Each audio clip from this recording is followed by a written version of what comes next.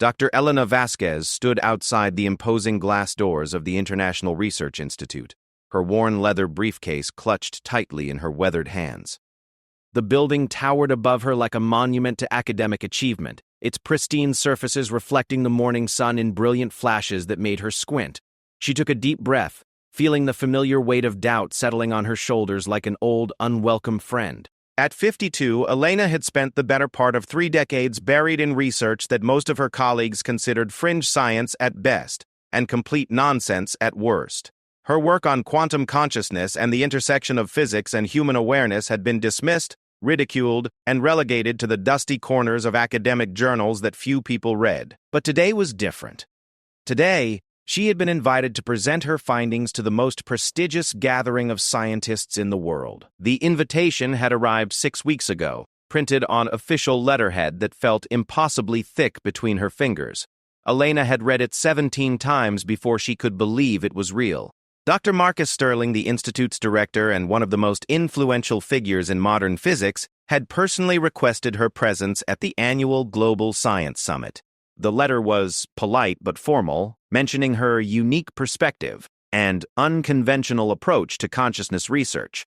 Elena knew what those words meant in academic speak. They were being polite about her reputation as the crazy lady who thought thoughts could influence quantum particles. She pushed through the glass doors and immediately felt the weight of dozens of eyes upon her. The lobby buzzed with conversation in multiple languages, the air thick with the energy of brilliant minds discussing breakthrough discoveries and groundbreaking theories. Scientists in expensive suits clustered around coffee stations, their conversations peppered with technical jargon that would sound like gibberish to anyone outside their fields. Elena looked down at her simple black dress and worn cardigan, acutely aware of how out of place she appeared among these polished academics. Her graying hair was pulled back in a practical bun, and her only jewelry was a simple silver bracelet that caught the light as she moved. She had bought the dress specifically for this occasion, spending money she could barely afford because she wanted to look professional, respectable. Dr. Vasquez? A young man in an impeccably tailored suit approached her with a clipboard and an expression that managed to be both welcoming and condescending simultaneously. "I'm James Morrison, Dr. Stirling's assistant. We've been expecting you." Elena nodded, following James through a maze of corridors lined with portraits of Nobel Prize winners and revolutionary scientists. Their footsteps echoed on the polished marble floors, and Elena found herself walking faster to keep up with James's brisk pace. He rattled off the day's schedule with mechanical precision, mentioning reception times, presentation slots, and networking opportunities.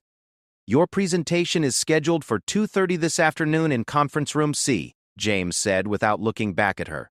"I should mention that it's a smaller venue than some of the other presentations. We thought it might be more appropriate for your particular research focus." Elena felt her cheeks burn with embarrassment. Conference Room C was where they put the presentations they didn't expect anyone important to attend. It was academic purgatory, a place where careers went to die quietly and without fanfare. But she had expected this. Her work had been marginalized for so long that she had almost forgotten what it felt like to be taken seriously. They passed by Conference Room A, where Dr. Harrison Webb was setting up for his presentation on particle acceleration. Through the glass walls, Elena could see the massive auditorium filling with eager attendees.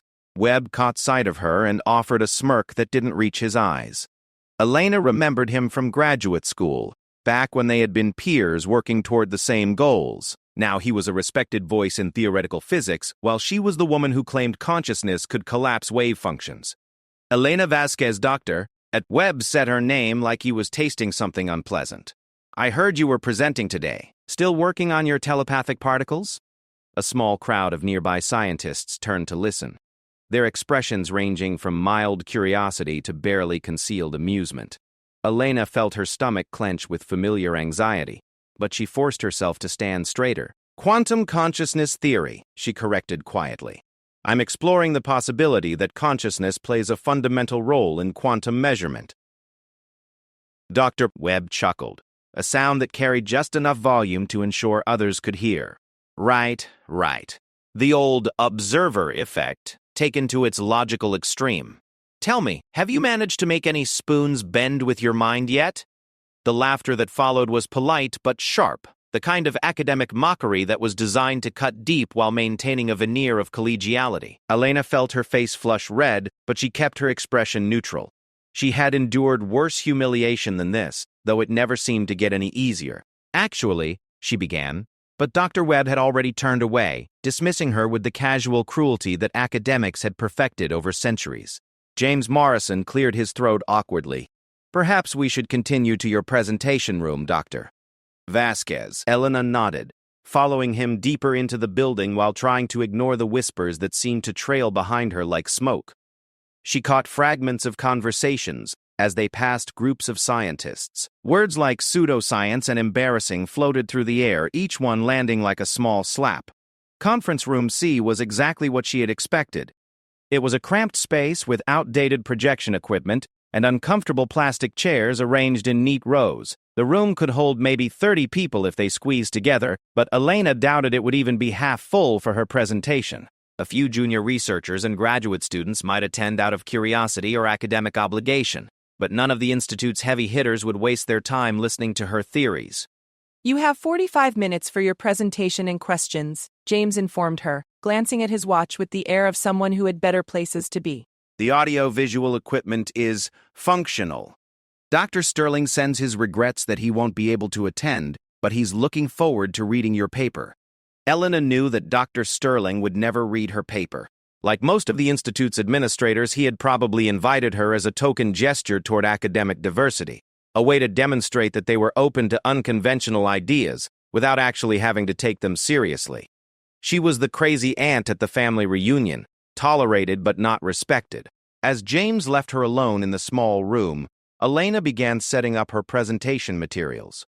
Her laptop was 5 years old and took forever to boot up, making embarrassing whirring sounds that echoed in the empty space. Her slides were meticulously prepared, filled with equations and experimental data that she had spent years collecting and analyzing.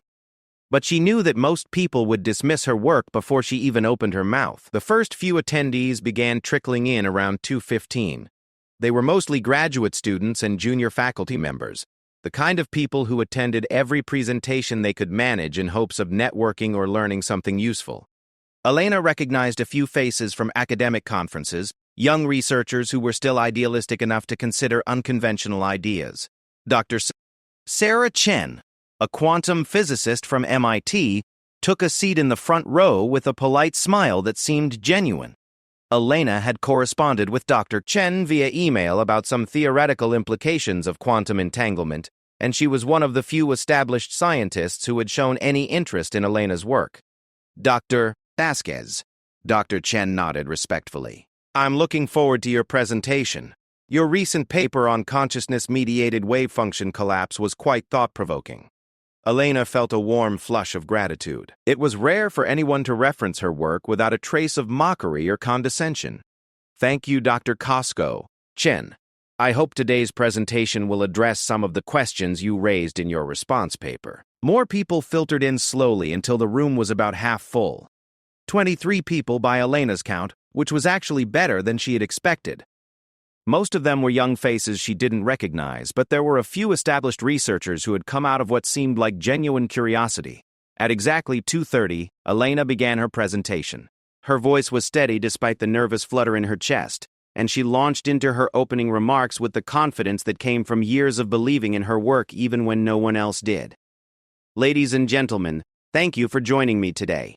I want to begin by acknowledging that the theories I'm about to present challenge some of our most fundamental assumptions about the nature of reality and consciousness." Elena clicked to her first slide, which displayed a simple but elegant equation that represented her core hypothesis. "For the past 15 years, I have been investigating the possibility that consciousness is not merely an emergent property of complex neural networks, but rather a fundamental force that participates directly in the quantum mechanical processes that underlie physical reality." She could see some eyes glazing over already, but she pressed on. This was her life's work, and she would present it with dignity, regardless of how it was received. The traditional Copenhagen interpretation of quantum mechanics tells us that quantum systems exist in superposition until they are observed, at which point the wave function collapses into a definite state. But what constitutes observation? Is it simply the interaction with a measuring device, or could consciousness itself play a role in this process? A hand shot up in the back row. Elena recognized the young man as Dr. Timothy Brooks, a postdoctoral researcher from Stanford who had a reputation for aggressive questioning.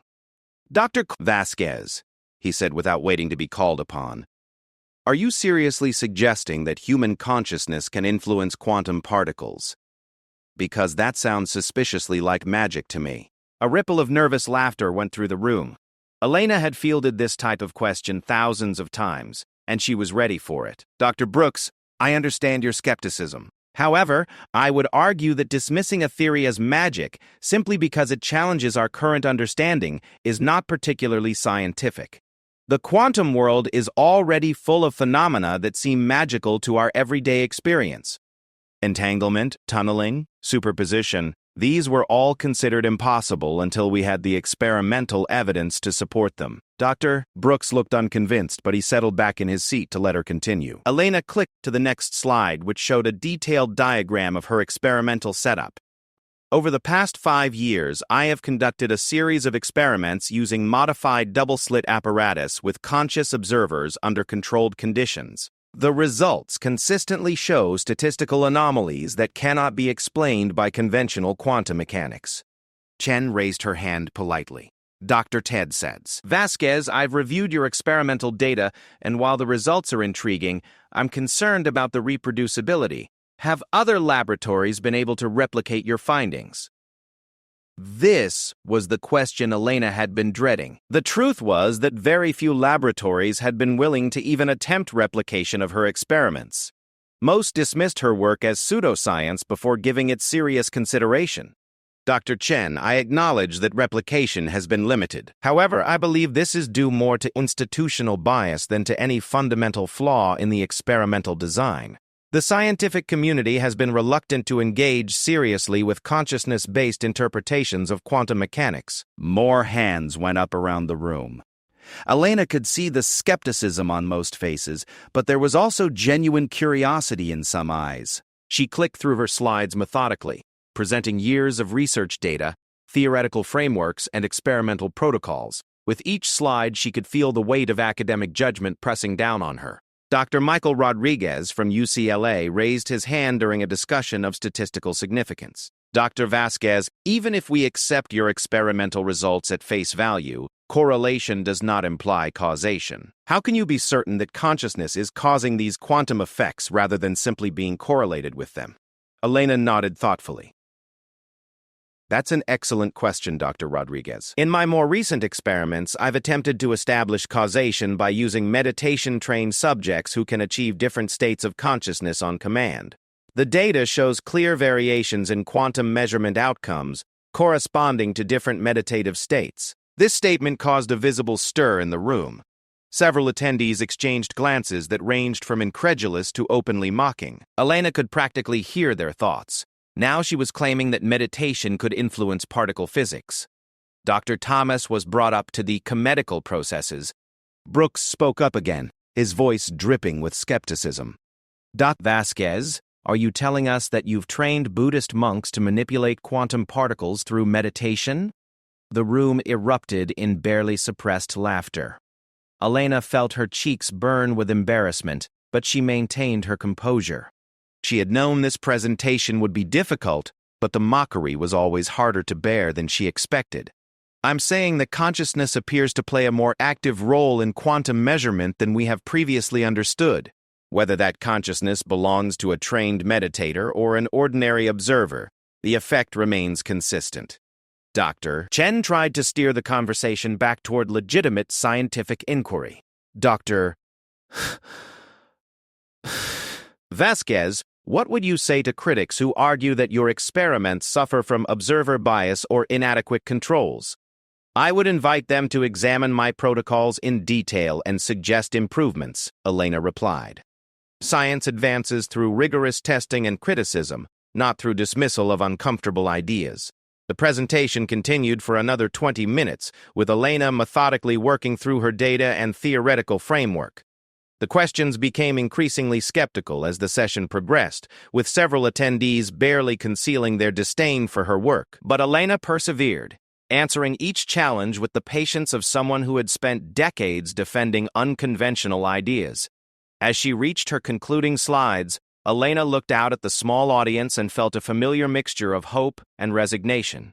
She had presented her life's work as clearly and convincingly as she could, but she knew that most of these people would leave convinced that she was deluded at best and a fraud at worst. In conclusion, she said, "I believe that consciousness represents a fundamental aspect of reality that we have overlooked in our current models of quantum mechanics. While I understand that these ideas challenge established paradigms, I would encourage the scientific community to approach them with the same open-minded skepticism that has driven every major breakthrough in physics." The applause was polite but brief. Elena could see people checking their phones and gathering their belongings even before the formal question period had ended. Dr. Chen approached the podium as the room began to empty. "Thank you for a thought-provoking presentation, Dr. Vasquez," she said quietly. "I hope you'll continue your research despite the skepticism you face." Elena smiled gratefully. "Thank you, Dr. Chen. Support from colleagues like you makes all the difference." As the last attendees filed out of Conference Room C, Elena began packing up her equipment with practiced efficiency. Her laptop made the same embarrassing whirring sounds as it shut down, and she carefully placed her notes back in her worn briefcase. The room felt cavernous and empty now, filled only with the echo of polite dismissal. She walked back through the Institute's corridors with her head held high, though she could feel the weight of failure settling around her shoulders. In the lobby, clusters of scientists were already discussing the day's serious presentations, their conversations animated with genuine enthusiasm for breakthrough research and paradigm-shifting discoveries. Elena made her way toward the exit but found herself blocked by a group of younger researchers who were discussing her presentation in voices loud enough for her to hear. "Can you believe they actually gave her a slot?" one of them was saying. "Consciousness affecting quantum particles? It's like something out of a New Age magazine." "I heard she's been pushing this nonsense for decades," another added. "How does someone like that even get invited to a conference like this?" "Maybe Sterling invited her as comic relief," a third voice suggested, triggering a round of laughter that felt like knives in Elena's chest. She walked past them without acknowledgement, her face burning with humiliation but her spine straight with stubborn dignity. She had endured worse than this, and she would endure whatever came next. Her research was sound, even if no one was willing to take it seriously yet. Outside, the afternoon sun was beginning to slant toward evening, casting long shadows across the Institute's manicured grounds. Elena walked slowly toward the parking garage, her briefcase feeling heavier with each step. She thought about the years of work that had led to this moment, the countless hours spent in laboratories and libraries pursuing questions that everyone told her were meaningless. But as she reached her car, Elena felt something she hadn't expected. A sense of quiet pride. She had stood before her peers and presented her truth, regardless of how it was received. She had refused to be silenced or discouraged, even in the face of open mockery. That had to count for something. Elena unlocked her car and placed her briefcase carefully on the passenger seat. As she started the engine, she caught sight of her reflection in the rearview mirror. Her face was tired but determined, marked by years of struggle but not defeated. She had work to do, research to continue, and questions to answer. The mockery would continue, she knew. Her colleagues would dismiss her findings and her theories for years to come. But Elena Vasquez had spent her entire career being underestimated, and she had learned to find strength in solitude. As she drove away from the International Research Institute, Elena was already planning her next experiment, her next paper, her next attempt to convince the scientific world that consciousness was more than just an emergent property of complex brains. She didn't know it yet, but the real validation of her work was still to come, hidden in a small silver bracelet that caught the light as she gripped the steering wheel. The first battle was over, but the war for recognition was just beginning. 3 months after the disastrous presentation at the International Research Institute, Dr. Elena Vasquez sat in her cramped office at the University of New Mexico, staring at an email that made her hands tremble. The message had arrived at 3:47 a.m. from an address she didn't recognize, but the signature at the bottom made her heart race. Dr. Kenji Nakamura. Director of Advanced Physics Research, Tokyo Institute of Technology. Elena read the email for the fourth time, still unable to believe its contents. Dr. Jad Taylor. Nakamura had not only read her research papers but had been conducting his own experiments based on her theoretical framework. More importantly, he had achieved results that supported her most controversial claims about consciousness and quantum mechanics. Dr. Vasquez. The email began in precise English. I hope this message finds you well. I have been following your work on consciousness-mediated quantum effects for several years, and I believe you may be interested in some recent developments in my laboratory. Would it be possible to arrange a confidential video conference to discuss our mutual research interests? Elena's first instinct was to assume the email was a hoax. After years of ridicule and dismissal from the scientific community, she had grown suspicious of any unexpected interest in her work. But a quick search revealed that Dr. Nakamura was indeed a real and highly respected physicist. With over 200 published papers and a reputation for groundbreaking work in quantum field theory. She crafted a careful reply, agreeing to the video conference while trying to contain her excitement. If Dr. Nakamura had really replicated her experiments, it could mean the beginning of the vindication she had dreamed about for decades. The video call was scheduled for the following evening, which gave Elena 24 hours to oscillate between hope and terror. She spent the time reviewing her research notes and preparing for what could either be the most important conversation of her career or another elaborate form of academic humiliation. At exactly 8 p.m. local time, her laptop chimed with an incoming call from Tokyo.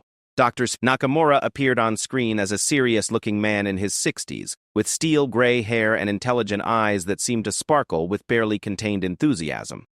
Dr. Tret. Vasquez? He said with a slight bow that was somehow visible even through the computer screen. Thank you for agreeing to speak with me.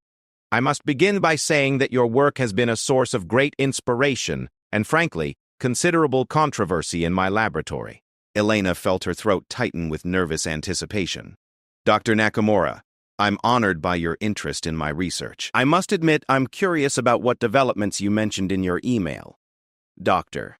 Nakamura smiled, and Elena could see the excitement he was trying to contain professionally. Dr. Vasquez, I have spent the last 18 months attempting to replicate your consciousness-mediated wave function collapse experiments. My initial motivation was, I confess, to debunk what I assumed was pseudoscientific nonsense. Elena's heart sank slightly, but Dr. Nakamura continued before she could respond. However, I must tell you that not only did we successfully replicate your results, but we achieved something even more remarkable. We have developed what we believe is the first working prototype of a consciousness-controlled quantum computer. Elena stared at the screen in stunned silence. A consciousness-controlled quantum computer was something she had theorized about in her most speculative papers, but she had never imagined it could be built with current technology. That's incredible, she managed to say. How is that possible? Dr. Nakamura leaned forward, his professional composure giving way to genuine excitement. Your theoretical framework provided the foundation, but we made some modifications to the experimental setup. By using trained meditation practitioners as conscious observers, we were able to achieve unprecedented control over quantum coherent states. He shared his screen, revealing detailed schematics of a complex apparatus that looked like a combination of traditional quantum computing hardware and something that belonged in a meditation retreat. The device incorporated biometric monitoring equipment, neural feedback systems, and what appeared to be a comfortable chair surrounded by quantum measurement devices. The key breakthrough came when we realized that different states of consciousness produce different types of quantum effects, Dr. Nakamura explained. A practitioner in deep meditative absorption can maintain quantum coherence for significantly longer periods than conventional methods allow. More remarkably, specific meditative states appear to bias quantum measurement outcomes in predictable ways. Elena felt dizzy with the implications. Dr. Nakamura, if what you're describing is real, it represents a fundamental breakthrough in both quantum computing and consciousness research. Indeed. Dr. Nakamura nodded gravely, which is why I must emphasize the confidential nature of our conversation. My research team has signed strict non-disclosure agreements, and we have not yet published our findings. The implications are too significant to release without careful consideration. Elena understood his caution. A working consciousness-controlled quantum computer would revolutionize not just computing but humanity's understanding of the relationship between mind and matter. It would also validate her life's work in the most dramatic way possible. "There's something else," Dr. Nakamura continued, his expression becoming even more serious. "We believe we have identified specific neural correlates of the consciousness states that produce the strongest quantum effects." Dr. Vasquez, some of our test subjects have achieved quantum control capabilities that seem almost supernatural. He clicked through several data charts showing brain activity patterns correlated with quantum measurement outcomes. The graphs showed clear relationships between specific neural firing patterns and the behavior of quantum particles hundreds of meters away. One of our most gifted practitioners, a Zen monk named Hirano-san, has achieved something we're calling quantum intentionality. He can apparently influence quantum systems through focused mental intention alone, with no direct physical interaction. Elena felt a chill run down her spine. She had theorized about such possibilities in her most speculative work, but seeing experimental evidence was both thrilling and terrifying. "Nakamura, have you considered the implications for physics as a whole? If consciousness can directly influence quantum systems, it suggests that mind and matter are far more connected than we ever imagined." "That is precisely why I contacted you," Dr. Nakamura replied. "Your theoretical work predicted these possibilities years before we achieved them experimentally. You deserve recognition for this breakthrough, but we must be very careful about how we proceed." Elena felt tears forming in her eyes. After decades of ridicule and dismissal, here was validation from one of the world's most respected physicists. But Dr. Nakamura's next words brought her back to reality. "Dr. Vasquez, I must warn you that the scientific establishment is not ready for these discoveries. When we eventually publish our findings, there will be enormous resistance and skepticism. Your work will be scrutinized more intensely than ever before." Elena had expected this. Revolutionary discoveries were always met with resistance, especially when they challenged fundamental assumptions about reality. "I've been dealing with skepticism my entire career," she said. "I'm prepared for whatever scrutiny comes my way." Dr. Kurtzier, Nakamura studied her carefully through the video connection. "Dr. Vasquez, there is one more thing I must tell you. Our research has attracted attention from various government agencies and private corporations. The potential applications of consciousness-controlled quantum systems extend far beyond computing." Elena felt a cold knot forming in her stomach. "What kind of applications?" "The same principles that allow consciousness to influence quantum computers could theoretically be applied to quantum encryption, quantum communication, and even quantum sensing systems. There are obvious military and intelligence applications that we have not pursued, but others may not show such restraint." The implications hit Elena like a physical blow. Her research, which had begun as pure scientific inquiry into the nature of consciousness, could potentially be weaponized in ways she had never imagined. "Nakamura, we can't let that happen. This research should benefit humanity, not harm it." "I agree completely," Dr. Nakamura said firmly, "which is why I propose we work together to ensure responsible development and disclosure of these discoveries. Your theoretical foundation combined with our experimental validation could form the basis for a new field of science, but only if we proceed carefully." Elena found herself nodding enthusiastically. The prospect of collaborating with Dr. Gori, Nakamura's team, was beyond her wildest dreams, but she was also acutely aware of the massive responsibility they would be taking on. "What do you propose?" she asked. Dr. Nakamura outlined a plan for secret collaboration over the following months. Elena would provide theoretical guidance while his team continued experimental development. They would work toward a joint publication that would reveal their findings to the world in a carefully controlled manner. "We will also need to identify other researchers who can be trusted with this information," Dr. Nakamura continued. "Replication by multiple independent laboratories will be essential for acceptance by the scientific community." Elena thought immediately of Dr. Sarah Chen, the quantum physicist from MIT who had shown genuine interest in her work. "I may know someone who could help with replication studies." "Excellent. But Dr. Vasquez, I cannot emphasize enough how carefully we must proceed. These discoveries could change the world, but they could also be dangerous in the wrong hands. The video conference continued for another 2 hours, with Dr. Nakamura sharing detailed experimental protocols and Elena providing theoretical insights that could improve their apparatus. By the time they ended the call, Elena felt like she was living in a completely different reality than the one she had occupied that morning. After Dr. Nakamura signed off, Elena sat in her dark office, staring at her reflection in the blank computer screen. The validation she had dreamed of for decades was finally within reach, but it came with responsibilities and dangers she had never anticipated. She thought about the silver bracelet on her wrist, a simple piece of jewelry that had belonged to her grandmother. Her grandmother had been a woman of remarkable intuition, someone who seemed to understand things about the world that others missed. Elena had always worn the bracelet as a reminder that unconventional wisdom sometimes proved to be the most valuable kind. Now, as she sat in the aftermath of the most important conversation of her career, Elena found herself wondering if her grandmother had somehow known that conventional science would eventually catch up to the deeper truths about consciousness and reality. Over the following weeks, Elena threw herself into the secret collaboration with Dr. Nakamura's team.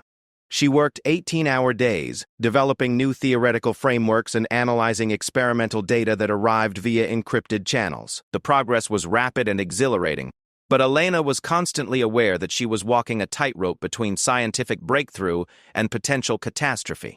The most remarkable development came 6 weeks into their collaboration when Dr. Nakamura reported that Hirano-san had achieved what they termed quantum entanglement meditation. The monk had apparently learned to entangle his consciousness with quantum systems in such a way that his mental state could be read by measuring quantum particle properties. It's as if his thoughts are directly encoded into the quantum field, Dr. Nakamura explained during one of their weekly video conferences. We can literally read his meditative intentions from quantum measurement data. Elena felt goosebumps rise on her arms. They had moved beyond consciousness affecting quantum systems to consciousness becoming quantum systems. The implications were staggering and terrifying. Dr. Nakamura, we're approaching something that's more than just new physics. We're discovering a fundamental connection between mind and reality that could reshape human understanding of existence itself. I know, Dr. Nakamura replied soberly, which is why our next decision is so important. Are we ready to bring Dr. Chen into our collaboration? Elena had been corresponding carefully with Dr. Chen over the previous month, feeling her out about consciousness research without revealing the extent of Dr. Nakamura's discoveries. Dr. Chen had shown continued interest and had even begun some preliminary experiments of her own. I think we can trust her, Elena said finally, but we'll need to be very careful about how we approach this. The decision to bring Dr. Chen into their secret collaboration would prove to be crucial, but Elena couldn't know that yet. For now, she was simply a woman whose life's work had suddenly been validated in the most dramatic way possible, working frantically to ensure that humanity's first glimpse of the deep connection between consciousness and quantum reality would be handled responsibly. As she prepared for another long night of theoretical calculations, Elena caught sight of her reflection in her office window. The woman looking back at her was no longer the dismissed and ridiculed researcher who had given that disastrous presentation 3 months ago. This was a scientist on the verge of changing the world, whether the world was ready or not. The silver bracelet on her wrist caught the light from her desk lamp, gleaming with what almost seemed like approval. Elena smiled slightly, thinking that her grandmother would have been proud to see her granddaughter finally getting the recognition she deserved, even if that recognition came wrapped in more complexity and responsibility than she had ever imagined possible. The secret collaboration continued, and with each passing day, Elena felt herself moving further from the world of academic ridicule and closer to a future where consciousness and quantum mechanics would be forever intertwined in humanity's understanding of reality itself. Dr. Sarah Chen stared at the encrypted email attachment for the 3rd time, her hands literally shaking as she scrolled through page after page of experimental data that defied everything she thought she knew about quantum mechanics. The message had arrived at 2 a.m. with a subject line that seemed almost mundane: Collaborative Research Opportunity, Confidential. but the contents were anything but mundane. Dr. Elena Vasquez had finally revealed the true scope of her collaboration with Dr. Faisatoni Nakamura, and the implications were staggering. Consciousness-controlled quantum computers, direct mental influence over particle states, quantum entanglement between human awareness and physical systems. It read like science fiction, except the experimental data was undeniably real. Sarah had spent her entire career studying quantum mechanics, publishing dozens of papers on entanglement theory and quantum information processing. She had thought she understood the boundaries of what was possible in the quantum realm. This data shattered those boundaries completely. Her laptop chimed with an incoming video call from Elena. Sarah accepted the connection, seeing Elena's familiar face appear alongside Dr. Nakamura, whom she had never met but recognized immediately from his reputation. Dr. Chen, Elena began carefully, thank you for reviewing our preliminary findings. I know this is a lot to process. Sarah laughed, a sound that was equal parts amazement and hysteria. Dr. Vasquez, this is beyond a lot to process. If this data is legitimate, you've fundamentally rewritten quantum mechanics. Dr. Nakamura leaned forward on the screen. Dr. Chen, I understand your shock. 6 months ago, I would have dismissed this data as impossible, but we have replicated these results dozens of times under carefully controlled conditions. The consciousness-controlled quantum computer, Sarah said, referring to her notes. You're claiming quantum coherence times of over 3 hours with conscious observation? That's 3 orders of magnitude beyond current technology. Correct, Dr. C's. Nakamura confirmed, but only with trained practitioners in specific meditative states. We believe consciousness operates as a stabilizing field that prevents decoherence. Sarah felt her scientific worldview crumbling and rebuilding itself in real time. Show me the meditation data again, she said. Doctor. Nakamura shared his screen, displaying brain scans and quantum measurement data side by side. The correlations were undeniable. Specific patterns of neural activity corresponded directly to changes in quantum system behavior, with statistical significance that was impossible to ignore. This monk, Hirano-san, Sarah said, studying the data charts, his neural patterns when he enters deep meditation states correspond to quantum effects occurring in isolated systems hundreds of meters away? Exactly, Elena replied, and the effect is reproducible. We can predict quantum measurement outcomes based solely on his brain activity patterns. Sarah felt dizzy. Do you understand what you're telling me? You're saying that consciousness is a non-local quantum field that can influence physical systems across space. That appears to be the most parsimonious explanation for our observations, Dr. Twiz, Nakamura said calmly. Sarah stood up from her desk and began pacing around her office. As a quantum physicist, she was accustomed to strange and counterintuitive phenomena, but this transcended everything she thought was possible. I need to see this for myself, she said finally. I need to witness these experiments firsthand. Elena and Dr. Nakamura exchanged glances on screen. Dr. Chen, Elena said carefully, what we're asking you to join is not just a research collaboration. We're sitting on discoveries that could revolutionize human understanding of consciousness and reality. The implications go far beyond physics. What do you mean? Sarah asked, though she was beginning to understand. Dr. Nakamura took over the explanation.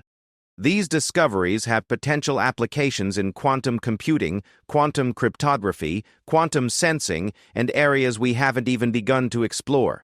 They could also be weaponized in ways that could destabilize global power structures. We've already received inquiries from government agencies, Elena added. They don't know the full scope of our discoveries yet, but they're interested in consciousness research for defense applications. Sarah felt a chill run through her. She had always believed that scientific knowledge was inherently neutral, that the applications were a separate moral question from the discoveries themselves. But this research seemed to carry its own ethical imperatives. What are you asking me to do? She said. Join us, Elena said simply. Help us understand these phenomena fully before we reveal them to the world. Help us ensure that when this research becomes public, it's presented in a way that maximizes benefits and minimizes risks. Sarah thought about her career, her reputation, her comfortable position at MIT. Joining this collaboration would mean entering uncharted territory both scientifically and professionally. "If I say yes, how would this work?" she asked. Dr. Nakamura outlined the plan. Sarah would travel to Tokyo under the pretense of a standard research collaboration. She would spend 6 weeks in his laboratory, learning the experimental protocols and witnessing the consciousness quantum effects firsthand. If she was satisfied with the legitimacy of the research, she would return to MIT and begin setting up replication experiments. "The goal is independent verification," Elena explained. "When we publish our findings, we need multiple laboratories confirming the results. The scientific community will be skeptical enough without having to rely on a single research group." Sarah found herself nodding. The scientific part of her mind was already racing with experimental possibilities, while another part of her was terrified of the implications of what they were discovering. "There's one more thing," Dr. Nakamura said. "We believe some individuals may have natural capabilities for consciousness-mediated quantum effects. We would like to test whether you have any such abilities." "Test me?" Sarah asked. "Simple meditation exercises combined with quantum measurement protocols," Elena explained. "We've found that about 15% of scientists show some degree of consciousness quantum interaction, usually without realizing it." Sarah felt a strange tingling sensation at the base of her skull. She had always been unusually good at intuiting quantum system behaviors, often predicting experimental outcomes with accuracy that surprised her colleagues. She had attributed it to deep understanding of the physics, but what if there was something more? "All right," Sarah said finally. "I'm in. But I have conditions." "What conditions?" Elena asked. "First, complete transparency between us. No hidden agendas, no concealed research directions. Second, we establish ethical guidelines for this research before we go any further. Third, we plan the public disclosure very carefully to prevent misuse of these discoveries." Dr. Nakamura smiled for the first time during the conversation. "Dr. Chen, I believe you understand exactly why we wanted you involved in this research. Your conditions are not only acceptable, they're essential." The video conference ended with Sarah booking a flight to Tokyo for the following week. As she closed her laptop, Sarah felt like she was standing at the edge of a cliff about to jump into an abyss that might contain either revolutionary scientific discovery or professional suicide. The flight to Tokyo was the longest 13 hours of Sarah's life. She spent the time reading and rereading Elena's theoretical papers, Dr. Nakamura's experimental protocols, and her own notes on quantum consciousness theories. By the time she landed at Narita Airport, she had convinced herself alternately that she was about to witness the greatest breakthrough in modern physics, and that she was about to be exposed as a gullible fool. Dr. Nakamura met her at the airport personally, which surprised her. She had expected a graduate student or laboratory assistant, not one of Japan's most prominent physicists. "Dr. Chen," he said with a respectful bow, "welcome to Tokyo. I hope you are prepared for what you are about to see." The drive to the Tokyo Institute of Technology took them through the heart of the city, past gleaming skyscrapers and crowded streets that hummed with technological sophistication. Sarah found herself wondering if the people around them had any idea that reality itself might be about to change. Nakamura's laboratory was housed in a nondescript building that looked like every other research facility she had ever visited, but as they descended to the basement levels, Sarah began to notice unusual security measures. Biometric scanners, electromagnetic shielding, and isolation protocols that went far beyond standard quantum computing requirements. "We have taken extensive precautions," Dr. Sissine Nakamura explained as they walked through multiple security checkpoints. "The phenomena we study appear to be sensitive to electromagnetic interference and emotional states of nearby individuals." They entered a large laboratory space that looked like a combination of high-tech physics equipment and meditation retreat. Quantum measurement devices were arranged around comfortable seating areas, with biometric monitoring equipment integrated seamlessly into what appeared to be designed as peaceful, contemplative spaces. "This is our primary consciousness quantum interface," Dr. T. Nakamura said, gesturing to a device that looked like a reclining chair surrounded by a complex array of quantum sensors. "Hirano-san will demonstrate the basic effects." An elderly Japanese man emerged from a side room, moving with the quiet grace of someone who had spent decades in meditative practice. He was dressed in simple robes, and his eyes had the alert calmness that Sarah associated with experienced meditators. Hirano-san speaks limited English, Dr. Cian, Nakamura explained, but his abilities require no translation. The monk settled into the chair with practiced ease, closing his eyes and beginning what appeared to be a standard meditation practice. Meanwhile, Dr. Nakamura activated a quantum measurement system that was monitoring isolated particle states in a separate shielded chamber. The particles Hirano-san is affecting are in a completely separate room, Dr. Nakamura explained quietly. There is no possible physical connection between his position and the measurement apparatus. Sarah watched the display screens showing real-time quantum measurement data. For the first few minutes, the particle behavior followed standard quantum mechanical predictions, but as Hirano-san settled deeper into meditation, the data began to change. "Impossible," Sarah whispered, watching quantum coherence times extend far beyond theoretical limits. "Watch this," Dr. Nakamura said, making an adjustment to his monitoring equipment. "Hirano-san is now going to demonstrate intentional influence."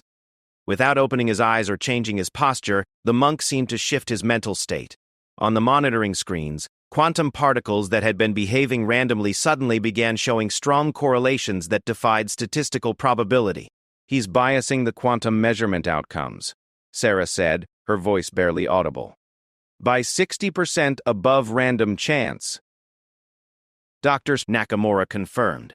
"And he can reverse the bias at will." Sarah watched in stunned silence as Hirano-san demonstrated level after level of consciousness quantum interaction. He could maintain quantum coherence, bias measurement outcomes, and even create what appeared to be quantum entanglement between his brain states and isolated particle systems. "Chen," Dr. Nakamura said softly, "you are witnessing the first documented cases of direct mental influence over quantum systems. What you are seeing is reproducible, measurable, and completely unexplainable by conventional physics." Sarah felt tears running down her cheeks, though she hadn't realized she was crying. Everything she had believed about the separation between mind and matter was crumbling before her eyes, replaced by something far more mysterious and wonderful. "How is this possible?" she asked. "We don't know," Nakamura admitted. "Dr. Vasquez's theoretical framework provides some guidance, but we are exploring completely uncharted territory." The demonstration continued for another hour, with Hirano-san showing increasingly sophisticated control over quantum systems. By the end, Sarah was convinced that she was witnessing phenomena that would eventually require a complete revision of fundamental physics. "Dr. Fusco!" Chen," Dr. Nakamura said as Hirano-san concluded his demonstration. "Are you ready to begin your own training?" Sarah nodded, though she felt like she was agreeing to step through a doorway into a completely different universe. The woman who had boarded a plane in Boston 2 days ago had believed in a universe where consciousness was an emergent property of complex brains. The woman sitting in this Tokyo laboratory was beginning to understand that consciousness might be a fundamental force as basic as gravity or electromagnetism. Over the following weeks, Sarah underwent intensive training in both meditative techniques and quantum measurement protocols. To her amazement and Dr. Nakamura's delight, she showed strong natural abilities for consciousness quantum interaction. "You are what we call a natural, Dr. Brello," Nakamura explained after Sarah successfully biased quantum measurement outcomes during her 3rd training session.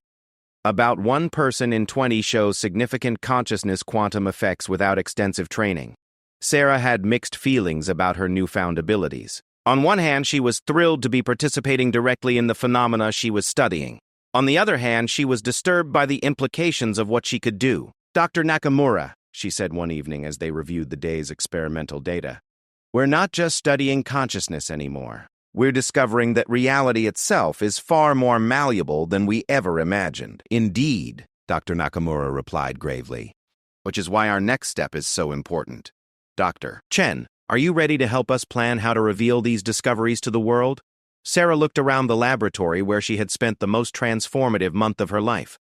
In a few days, she would return to MIT to begin setting up her own consciousness quantum research program. Soon after that, they would begin the delicate process of introducing the scientific world to discoveries that would fundamentally change humanity's understanding of the relationship between mind and reality. The silver bracelet Elena had described in their correspondence seemed to symbolize the hidden connections that ran deeper than anyone had imagined. Sarah touched her own jewelry, a simple gold necklace that had belonged to her grandmother, and wondered what other secrets about consciousness and reality were waiting to be discovered. The secret alliance between Elena, Dr. Jeanette, Nakamura, and herself was about to become something much larger and more significant than any of them had originally planned. They were preparing to change the world, whether the world was ready or not. 6 months after Sarah Chen's return from Tokyo, the secret collaboration had expanded into something approaching a revolution. What had begun as 3 researchers sharing impossible experimental data had grown into a carefully coordinated international effort involving 12 laboratories across 6 countries. Each new research site had confirmed the basic findings. Consciousness could directly influence quantum systems in ways that defied conventional physics. Dr. Elena Vasquez stood in her transformed laboratory at the University of New Mexico, watching her graduate student Marcus Rodriguez guide a volunteer through what they now called quantum meditation protocols. The small, cramped office where she had once worked in isolation had been replaced with a state-of-the-art consciousness research facility, funded through carefully disguised grants and private donations from sources who understood the significance of their work. Dr. Parigmo Ku. Vasquez? Marcus called out excitedly. We're getting coherence times of 47 minutes with this subject. That's a new record for our lab. Elena nodded with satisfaction, though she kept her expression carefully neutral. Marcus was brilliant, but still unaware of the full scope of their research network.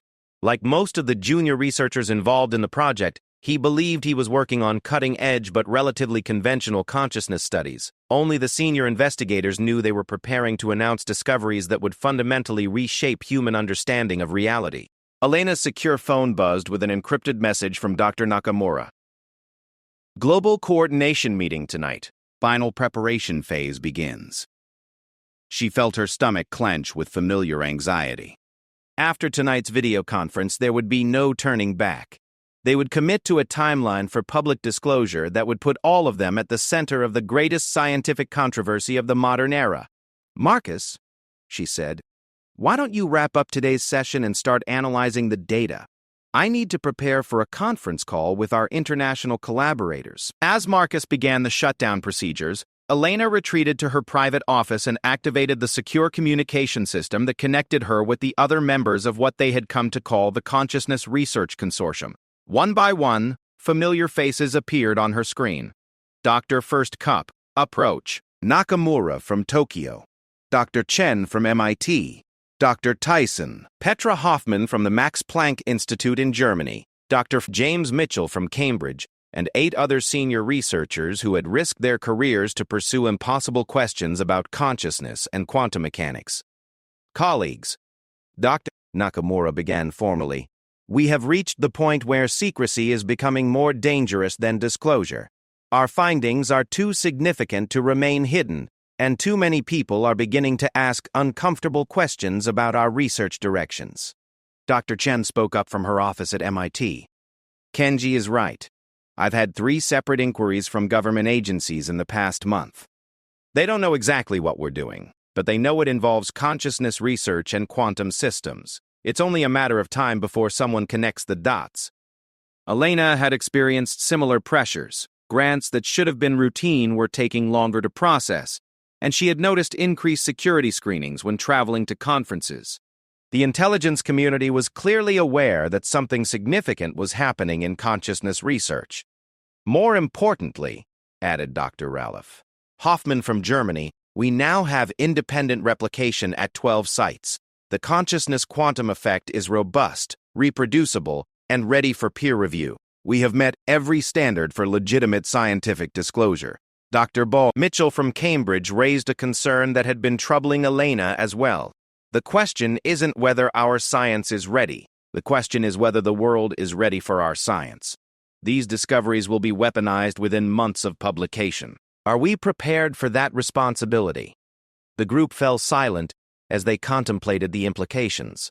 Their research had revealed that consciousness was not merely an emergent property of complex brains, but rather a fundamental aspect of reality that could directly influence physical systems. The applications were staggering: quantum computing systems controlled by thought, communication networks secured by consciousness-based encryption, and sensing devices that could detect information through quantum entanglement with human awareness. But the same principles could also be used for surveillance systems that read thoughts through quantum measurement, weapons that disrupted consciousness remotely, and mind control technologies that manipulated quantum brain states.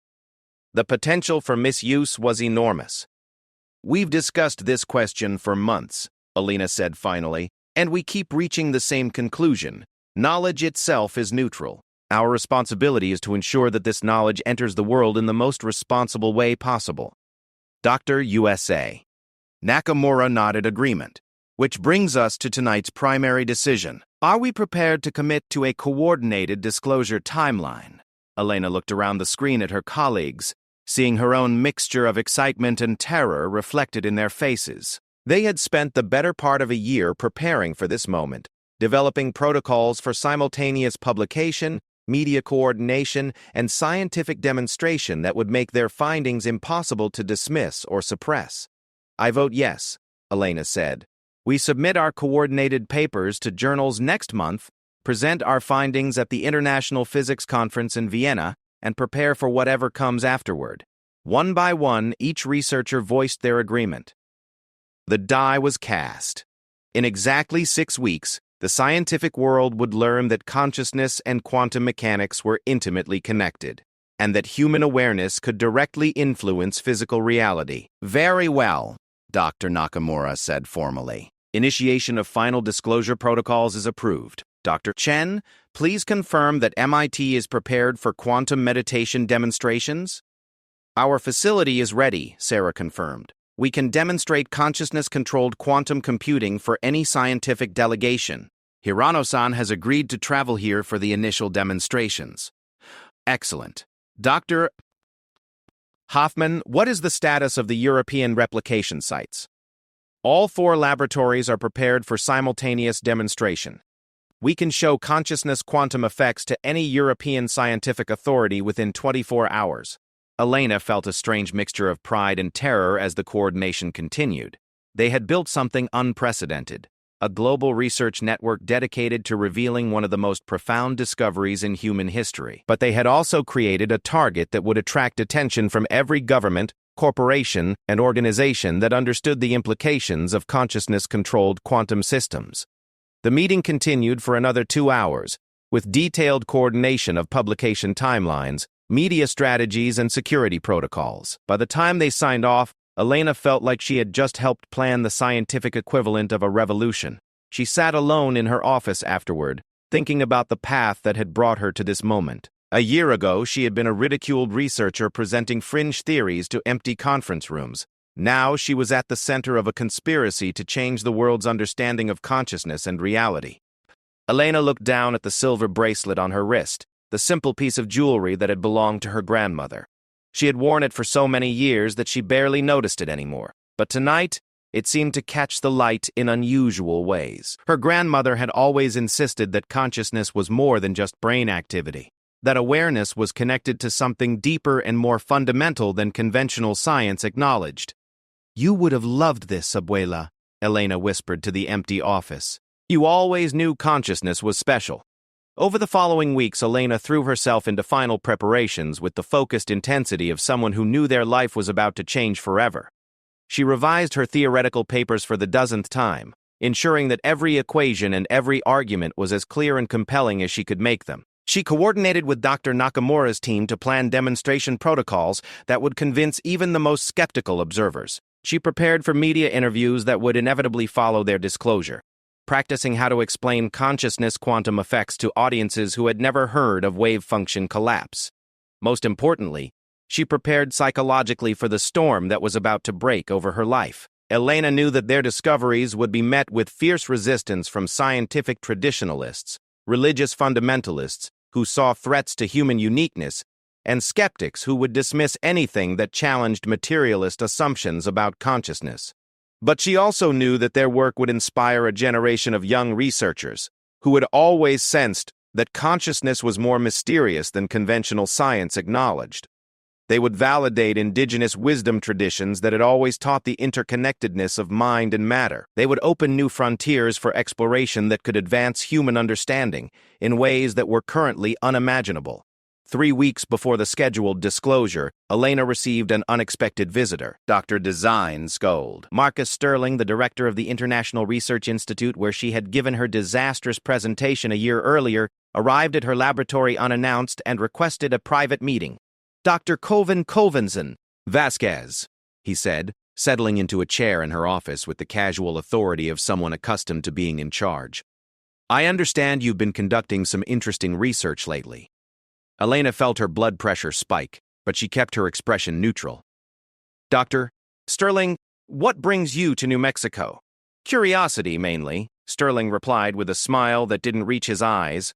My sources tell me that you've been collaborating with some very prominent researchers on consciousness studies. I'm wondering if you might be willing to share some preliminary findings. Elena knew that Sterling was fishing for information, but she wasn't sure how much he actually knew about their research network. She decided to play dumb. I'm always happy to discuss my work with interested colleagues, she said carefully. What specific aspects of consciousness research interest you?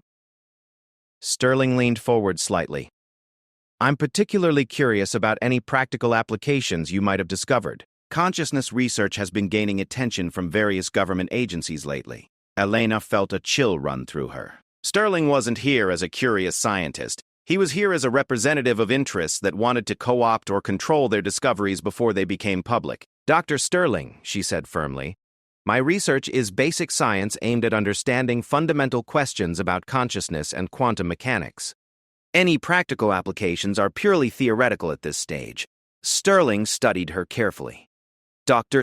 Vasquez, I think we both know that's not entirely accurate. The word in certain circles is that you and your collaborators have made some remarkable breakthroughs. I'm here to suggest that those breakthroughs might be better handled through established institutional channels. What kind of channels? Elena asked, though she was beginning to understand. Government research facilities with proper security clearances and oversight. Corporate partnerships that could fund expanded research while ensuring appropriate application development. International coordination that prevents these discoveries from falling into the wrong hands. Elena felt her jaw clench with anger. Sterling was offering her the chance to turn their revolutionary discoveries into classified weapons research or corporate intellectual property. The thought made her physically ill. Dr. Sterling, she said, standing up from her chair, I appreciate your visit, but I must decline any such arrangements. My research will be published through standard academic channels and made available to the global scientific community. Sterling's expression hardened slightly. Dr. Phosphors Vasquez, I hope you understand the implications of what you're considering. Some discoveries are too important for purely academic treatment. Some discoveries are too important for anything else, Elena replied firmly. After Sterling left, Elena immediately contacted the other consortium members through their secure communication channels. The presence of official pressure confirmed that they needed to accelerate their timeline for disclosure. They're on to us, she told Dr. Fervor Nakamura during an emergency video conference. We need to publish immediately or risk having our research suppressed. I agree, Dr. Nakamura, Nakamura replied grimly. How quickly can we move up our timeline? 2 weeks, Elena said without hesitation. We submit to journals next Monday and present at the emergency session of the Physics Review Board the following week. The final 2 weeks of preparation passed in a blur of frantic activity. Elena barely slept, barely ate, and barely thought about anything except ensuring that their discoveries would reach the world intact.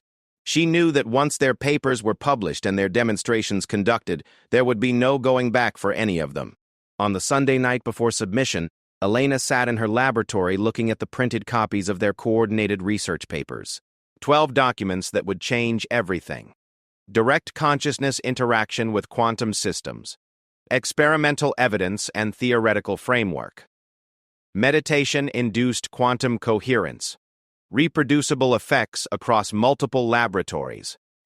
Consciousness as a fundamental field. Implications for Quantum Mechanics and Information Theory. Elena touched her grandmother's silver bracelet one more time, feeling its familiar weight against her wrist. Tomorrow, the secret would be out. Tomorrow, the world would learn that consciousness was not just an emergent property of complex brains, but a fundamental force that connected mind and matter in ways that transcended everything humanity had previously understood about reality. She was ready for whatever came next. The auditorium at the International Physics Conference in Vienna was packed to capacity, with hundreds of additional attendees watching via live stream as Dr. Elena Vasquez approached the podium. The atmosphere crackled with tension and anticipation unlike anything the scientific community had experienced in decades. Word had leaked that today's emergency session would present revolutionary findings in consciousness research, and physicists from around the world had dropped everything to attend. Elena looked out at the sea of faces, many of which she recognized from years of academic conferences. Some expressions showed curiosity, others skepticism, and more than a few displayed open hostility. In the front row sat Dr. Harrison Webb, the same colleague who had mocked her at the International Research Institute 18 months earlier. His smirk suggested he was expecting another entertaining display of pseudoscience. But this time was different. This time, Elena was not alone. Dr. Nakamura sat in the front row alongside Dr. Jimmy Chen, Dr. Hoffman, and the other members of the Consciousness Research Consortium. Their coordinated papers had been published simultaneously in 12 major journals that morning, creating a coordinated revelation that was impossible to ignore or suppress. More importantly, this time Elena had proof. "Ladies and gentlemen," she began, her voice steady despite the magnitude of the moment. 18 months ago, I stood before a much smaller audience and presented theories about consciousness and quantum mechanics that were dismissed as pseudoscience. Today, I stand before you with experimental evidence that consciousness is not merely an emergent property of complex brains, but a fundamental force that directly participates in quantum mechanical processes. A murmur rippled through the audience. Elena had expected skepticism, but she could see that many attendees had already read the morning's publications and understood that something significant was happening. Over the past year, research teams at 12 institutions across 6 countries have successfully replicated consciousness-mediated quantum effects. These are not statistical anomalies or experimental artifacts. They are reproducible, measurable phenomena that require us to fundamentally reconsider the relationship between mind and matter. Elena clicked to her first slide, showing a photograph of the consciousness quantum interface system that Dr. Nakamura had developed. The audience fell silent as she explained the experimental setup that had validated her life's work. What you see here is a quantum measurement system that can be directly controlled by conscious intention. Trained meditation practitioners can extend quantum coherence times by orders of magnitude. Bias measurement outcomes far beyond statistical probability and create quantum entanglement between their brain states and isolated particle systems. Dr. Webb stood up without waiting to be recognized. Dr. Vasquez, extraordinary claims require extraordinary evidence. Are you seriously asking us to believe that you've discovered telepathic control over quantum particles? Elena had been preparing for this moment for months. Dr. Webb, I'm not asking you to believe anything. I'm asking you to examine the evidence. Nakamura, would you please begin the live demonstration? The auditorium's main screen flickered to life, showing a direct video feed from Dr. Nakamura's laboratory in Tokyo. Hirano-san, the elderly Zen monk whose abilities had first convinced Dr. Nakamura of consciousness quantum effects, was seated in the familiar meditation chair, surrounded by quantum measurement devices. The particle systems that Hirano-san will influence are located in a completely separate, electromagnetically shielded chamber, Dr. Nakamura explained via video link. There is no possible physical connection between his location and the measurement apparatus. Elena watched the audience's expressions change as Hirano-san began his demonstration. The real-time quantum measurement data displayed on the main screen showed standard random behavior for the first few minutes, then dramatic deviations as the monk entered deeper meditative states. Impossible, someone whispered from the back of the auditorium. But the data was undeniable. Quantum coherence times extended far beyond theoretical limits. Particle measurement outcomes showed strong statistical biases that corresponded directly to the monk's mental intentions. Most remarkably, Quantum entanglement appeared to form between Hirano-san's brain activity and particles located hundreds of meters away. Dr. Tail, Webb's expression had shifted from smug skepticism to something approaching shock.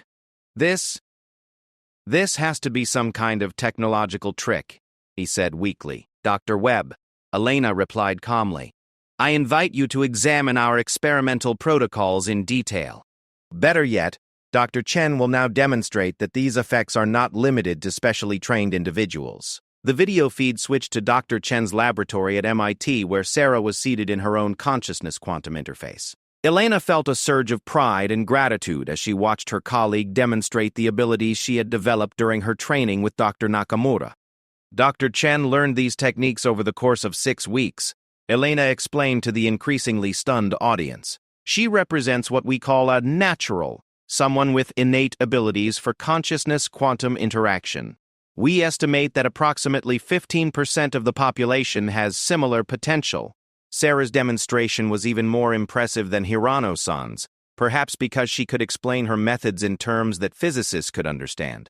She described the mental states required for quantum influence, while simultaneously demonstrating unprecedented control over particle systems. What I'm doing, Sarah explained via video link, is entering a specific state of focused awareness that appears to create a resonance field with quantum systems. It's not telepathy or magic.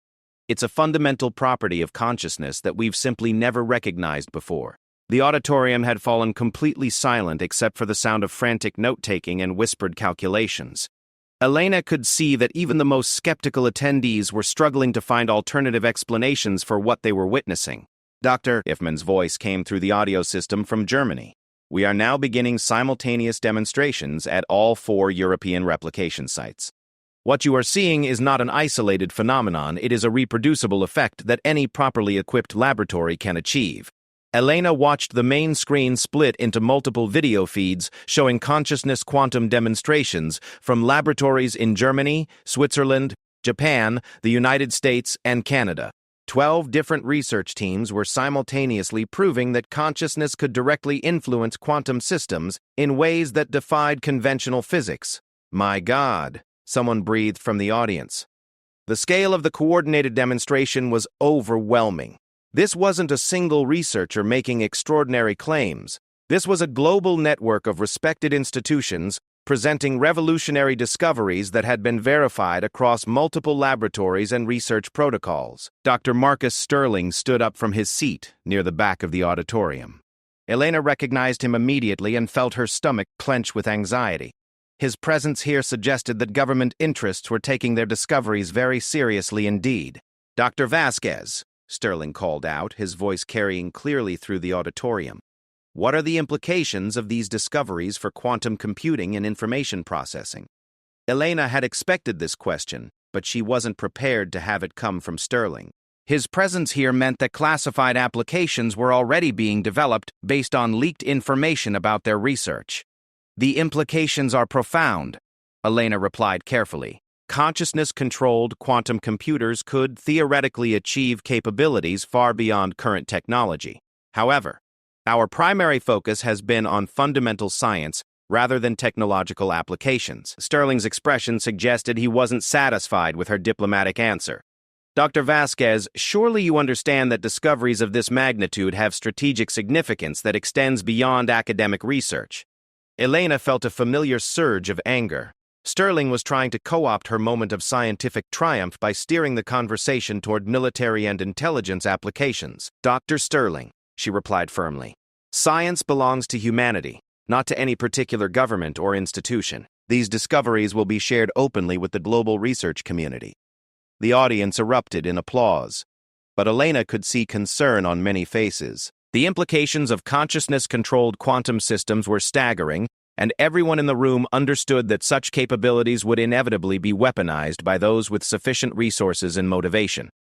As the live demonstrations concluded, Elena prepared for the final phase of her presentation. She had saved the most personal revelation for last, the one that would explain how she had maintained her research focus through decades of ridicule and dismissal.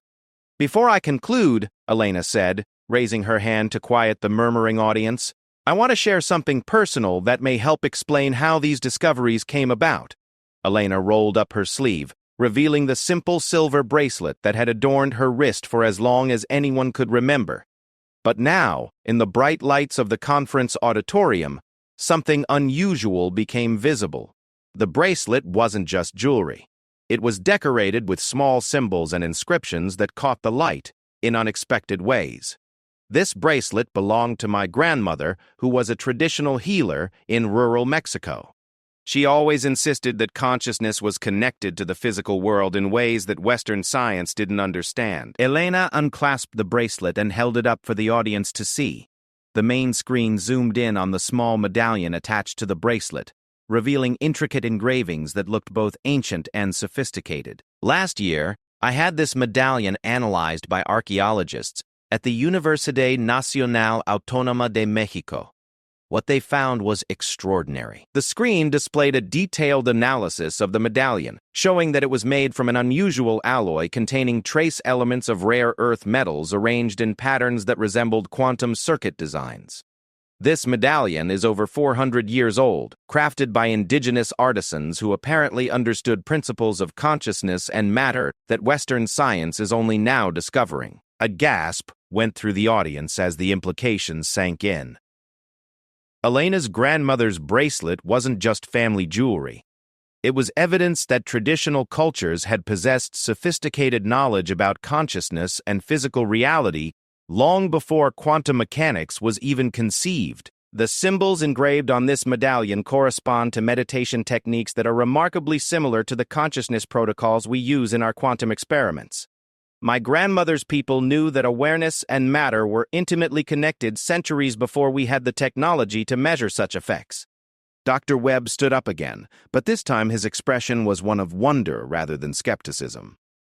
Dr. Vasquez, are you suggesting that traditional cultures possessed knowledge about quantum consciousness that we're only now rediscovering? Elena nodded solemnly. That appears to be exactly what I'm suggesting. This medallion is inscribed with symbols that describe consciousness techniques for speaking to the spirits of matter, a poetic description of what we now recognize as consciousness-quantum interaction. The revelation sent shockwaves through the auditorium. Not only had Elena and her colleagues discovered that consciousness could influence quantum systems, but they had found evidence that this knowledge was ancient wisdom that had been preserved in indigenous traditions for centuries. Ladies and gentlemen, Elena concluded, what we have witnessed today represents both the cutting edge of modern physics and the validation of ancient wisdom. Consciousness is not separate from the physical world. It is a fundamental aspect of reality that connects mind and matter in ways we are only beginning to understand. The applause was thunderous and sustained. Elena looked out at the audience and saw that even her harshest critics were acknowledging the significance of what had been presented. The evidence was simply too overwhelming to dismiss. But as the applause died down, Elena became aware of intense conversations breaking out throughout the auditorium. Scientists were frantically discussing implications, government representatives were making urgent phone calls, and journalists were already drafting stories that would change the world's understanding of consciousness and reality. Dr. Sterling approached the podium as Elena gathered her materials. Dr. Hector is a servant of the Robinson. Vasquez, he said quietly, I hope you understand that there's no going back from here. These discoveries will change everything. Elena looked down at her grandmother's bracelet, now reclasped around her wrist where it had always belonged. Dr. Sterling, some things are more important than safety or control. Truth has a way of emerging when the time is right. As Elena left the podium, she felt the weight of history settling around her shoulders. The mockery was over. The secret was out. Humanity had just learned that consciousness was a fundamental force of nature, and nothing would ever be the same. The silver medallion on her wrist caught the light one more time, as if her grandmother was smiling with approval at how her granddaughter had finally proven what traditional healers had always known. Consciousness and matter were dancing partners in the grand cosmic ballet of reality. Elena Vasquez walked out of that auditorium as one of the most important scientists in human history, carrying ancient wisdom into the quantum age where it would transform humanity's understanding of itself and the universe. The medal on her wrist had stopped the mockery forever, replacing ridicule with recognition that some truths are timeless, waiting patiently for science to become wise enough to rediscover them.